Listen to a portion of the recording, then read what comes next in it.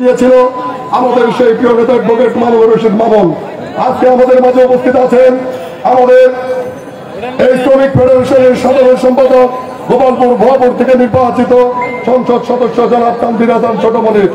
আমাদের মাঝে উপস্থিত আছেন টাঙ্গাইল পৌরসভার বারবার নির্বাচিত মেয়র জয়তা জনাব জামিলুর রহমান মিলন সহ জেলা আওয়ামী লীগের নেতৃবৃন্দ, শ্রমিক নেতৃবৃন্দ, উপস্থিত বিভিন্ন শ্রমিক সংগঠনের নেতৃবৃন্দ, সবাইকে শুভেচ্ছা জানিয়ে সংক্ষিপ্ত আকারে দু একটি কথা বলতে চাই।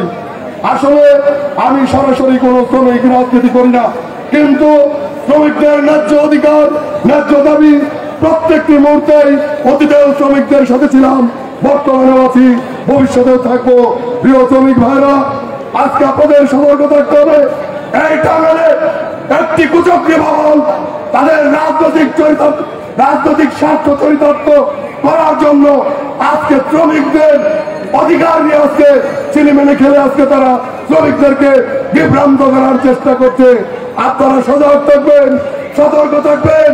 আজকে যারা এই অস্থিতিশীল পরিস্থিতি টাঙ্গাইলে করতে চায়, ইনশাআল্লাহ আগামী দিনে আপনাদের নিয়ে তাদেরকে এই টাঙ্গাইল থেকে প্রতিহত করবো ইনশাআল্লাহ। জয় বাংলা, জয় বঙ্গবন্ধু। টাঙ্গাইল পৌরসভার টাঙ্গাইল জেলা হোটেল রেস্তোরাঁ মিষ্টি দোকান শ্রমিক ইউনিয়নের তারা মিয়া এবং আমাদের